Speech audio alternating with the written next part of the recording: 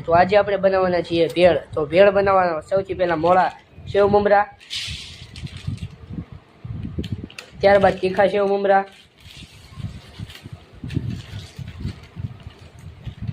તીખા સેવ મમરા લીધા બાદ ખાટા સેવ મમરા,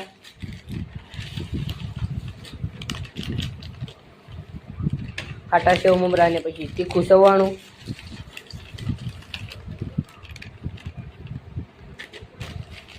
ત્યારબાદ આલુ સેવ,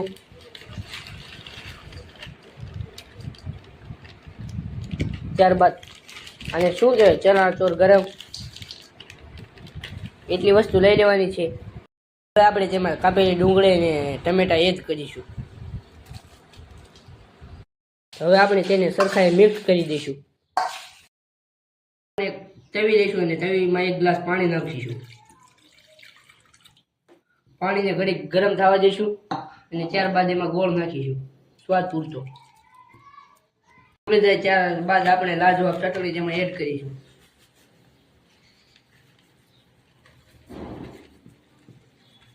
અને 10-15 મિનિટ સુધી ગરમ થવા દઈશું. એને તૈયાર થઈ ગઈ છે આપણી ચટણી. તો તેને આપણે ભેળમાં એડ કરીશું.